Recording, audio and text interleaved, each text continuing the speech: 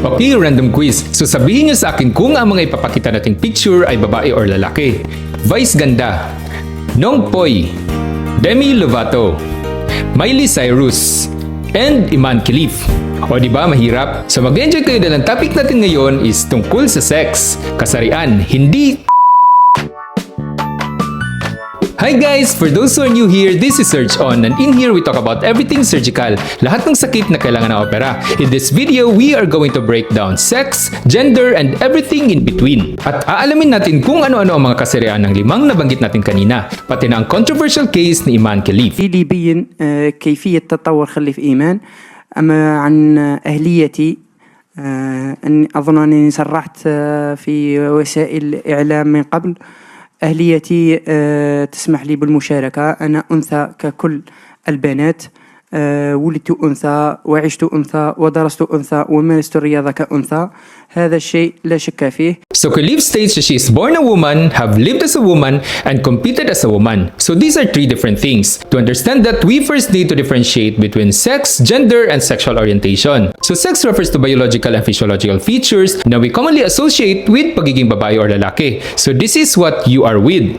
Anything in between is called intersex. So ngayon pa lang, alisin nyo na ang paniniwalang dalawa lang ang kasarian sa buong mundo. There are currently 8 billion people in the world. At sa dami ng taong yan, imposibleng dalawa lang ang kasarian ng tao. Pag sinabi mo namang gender, this refers to who you are, kung ano ang tingin mo sa sarili mo. So divided yan sa dalawa, gender identity and gender expression. Pag identity, this is how you identify yourself, whether you feel and live as a man, as a woman, as pareho, or wala sa dalawa. Ito ang pinakakomplikadong parte ng diskusyon. The reality is, mas komplikado ang pag-iisip ng tao kesa sa physical na nakikita. Pag gender expression, this is how you present your gender to the world. Pananamit, pagsasalita, ugali. If a man competes as a woman, then she expresses herself as a woman. Pag sexual orientation, kung kanino ka naa-attract. Pag straight or heterosexual, naa-attract ka sa kabilang gender. Heteros is Greek for opposite. Pag homosexual, same gender. Homo meaning same. Bisexual pag either of the two. Pansexual pag wala kang pakialam sa gender. At asexual pag hindi ka talaga attracted sa kahit ano.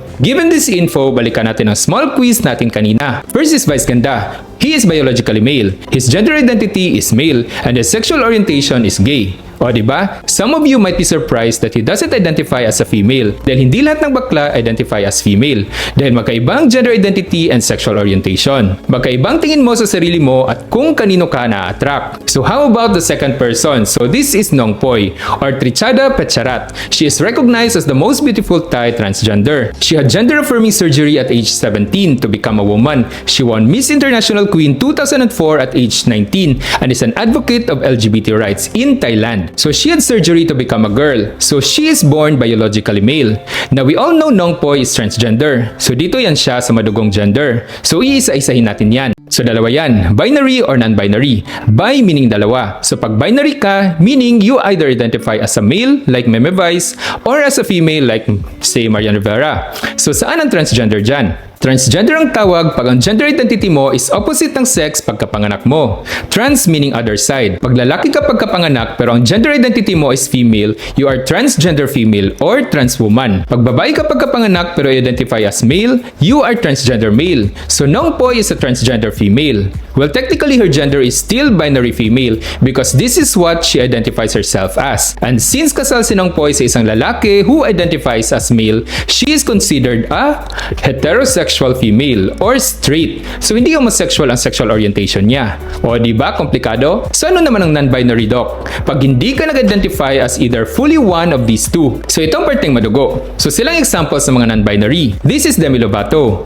Demi identifies as non-binary, meaning they are a mix of both male and female gender. Silang minsan nire-refer natin sa katagang they, them to denote that they identify with both male and female. Or sometimes wala sa dalawa in the case of gender-neutral individuals. For sexual orientation, Demi is attracted to both sexes, meaning she is bisexual. How about Miley Cyrus? So Miley is biologically female. Her gender identity Although kinasal si Miley sa isang lalaki before, she is gender fluid. Gender fluid is a type of non-binary kung saan nagbabago ang gender identity ng isang tao. So may panahong lalaki ang tingin niya sa sarili niya, minsan naman babae. So bakit she, her ang pronouns ni Miley at hindi they, them? Because she is fine with being addressed as she, her. Again, hindi po dapat pilitin ng ibang tao kung ayaw nila ng gender identity mo. Because the issue in pronouns is new to most people. Again, gender is how you identify yourself, not how others should identify you. Huwag pilitin ang ayaw. So Miley's sexual orientation, she is bisexual and attracted to both men and women. So Dok, parang ang daming pauso ng mga tao ngayon. Actually, the issue on gender is not a new topic. So some cultures have them for a very long time. Sa India may tinatawag na hijra or mga transgender, intersex, or eunuchs na namumuhay sa isang komunidad. They are legally accepted as a third gender in Nepal, Pakistan, India, and Bangladesh. Sa Samoa naman, meron silang third and fourth genders na tinatawag na Fa'afine at Fa'afatama. Silang namamahala sa pag-aalaga ng mga matatanda sa community. Sa Pilipinas naman, sinasabi ng iba ng ilang mga babaylan ay mga asog or binabayi, mga sinaunang transgenders. Nasa kultura din natin sila kapati, ang Diyosa ng ani, na sinasabing isang hermaphrodite or intersex. By the way, hermaphrodite is already considered derogatory. So intersex is the correct term. Last but definitely most controversial is IMANE. So we all know who Iman Khalif is. She's an Algerian boxer who recently won the gold medal in the women's welterweight division in the recently concluded Paris Olympics. So nasagot na natin sa ilang YouTube shorts ang some of your questions. So hindi na natin iisa-isahin yan. But in summary, her gender is binary female. Her sexual orientation is most likely hetero or straight.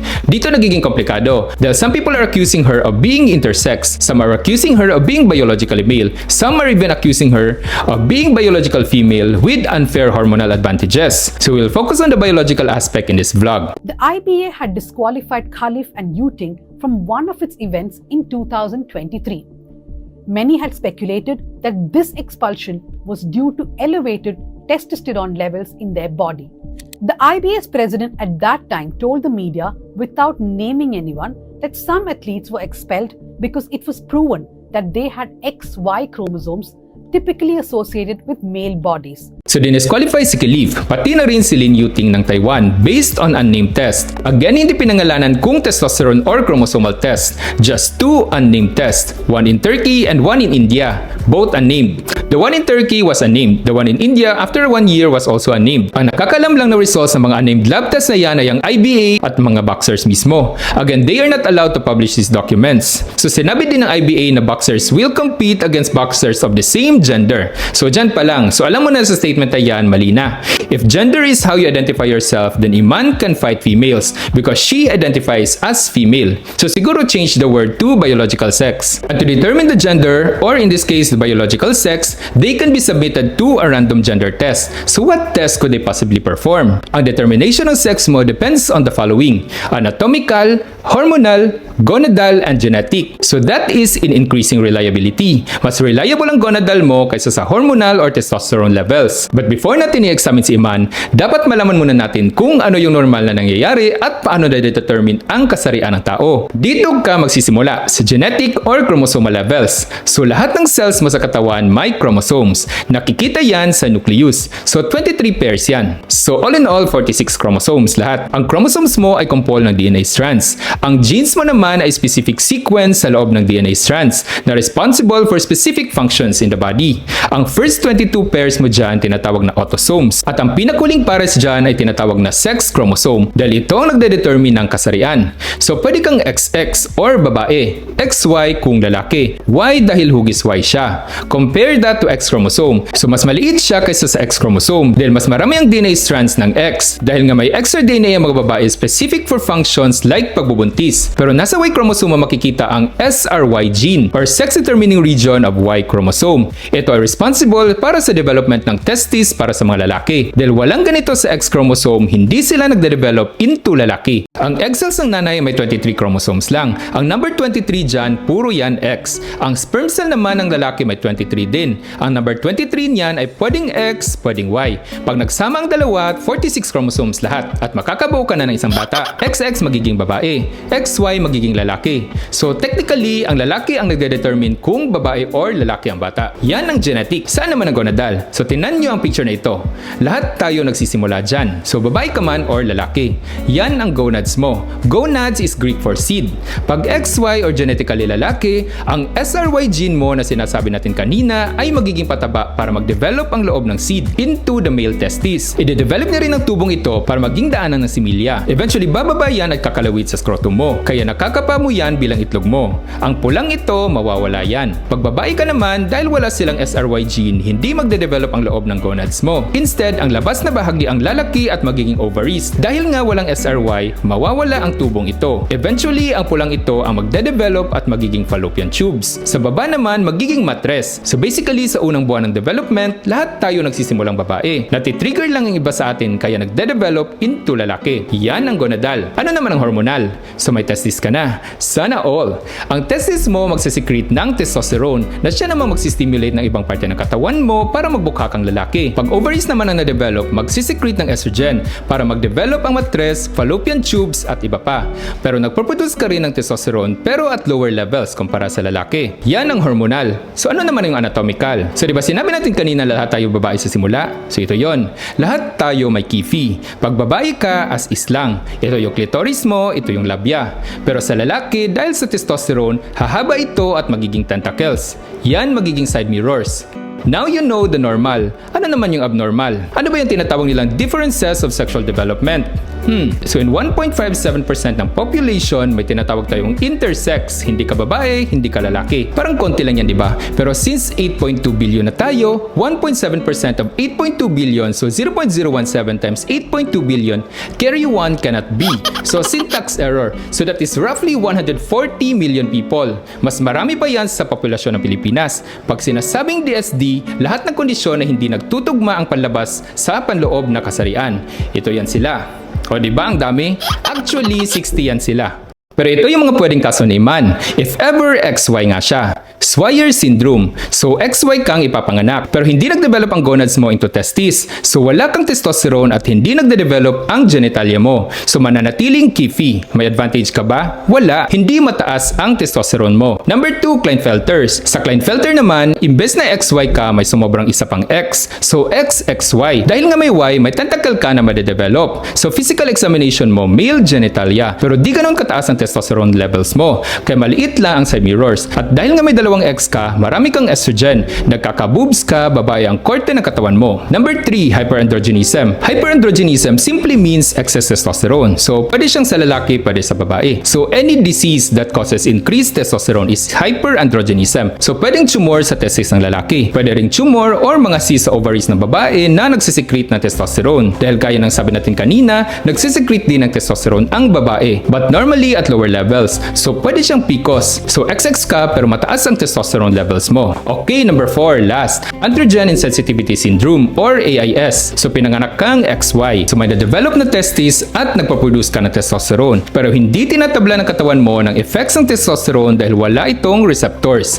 Insensitive ang katawan mo sa effects ng androgen. By the way, testosterone is an androgen. Receptors mo parang doorknob yan. So, may susi ang testosterone mo para makapasok sa pinto. Pero pag wala kang doorknob sa pinto, kahit may susi ka, hindi ka makakapasok. So, sa bintana ka na lang dumaan. So, since babae tayong lahat before at di ka tinatabla ng testosterone, hindi nagpo-form ang tentacles and side mirrors mo. Mukha ka pa ring babae tingnan. So, may advantage ka ba sa Olympics? Wala. Kasi although mataas ang testosterone mo, hindi mo siya magagamit. Kasi nga insensitive ka. Manhid ka. So, balik tayo sa lab test. So, since alam mo na kung ano yung normal, madali na lang yan. Number 1, pwede mong tingnan. Sa unang tingin mo, babae kung may vagina or lalaki kung may penis. In majority of cases, straightforward yan.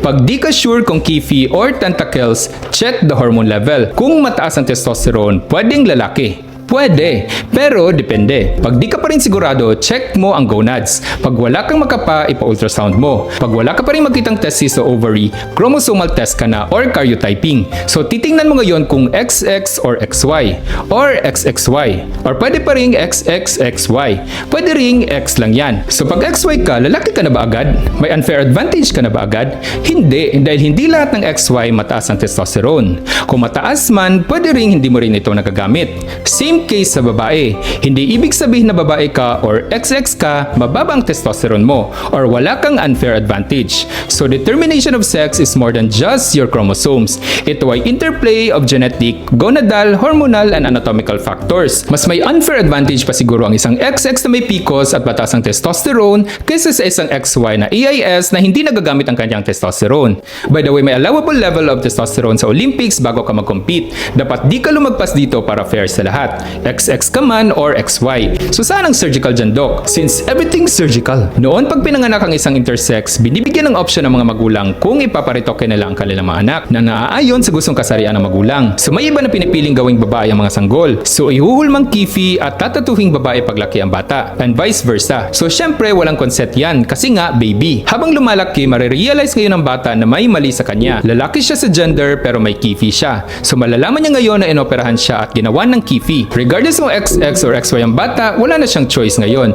Kaya marami nagkakaroon ng depression, yung iba nagpapakamatay. So this is one instance na hindi dapat inooperahan ng isang tao. Some even lobby that DSD should be known as differences in sexual development kasi hindi daw siya disorder. Kasi walang mali sa'yo. Iba ka lang pero walang mali sa'yo. Kung magpapa-opera ka man, ito ay dahil sa kagustuhan mo at hindi dahil labag sa loob mo. So ang consensus among intersex is hintaying lumaki ang bata at siya na mismo ang mamimili kung ano yung kagustuhan niyang maging paglaki. So this is Surge On. We are releasing videos para may bala ka sa susunod na mapapalaban ka sa isang surgical battle. So if ooperan ka or gusto mo lang matuto, subscribe na. Yan, so sana naliwanagan kayo. Hindi nasusukat sa chromosomal test lang ang sex at gender. Ang usapan ng sex at gender ay hindi lang babae at lalaki.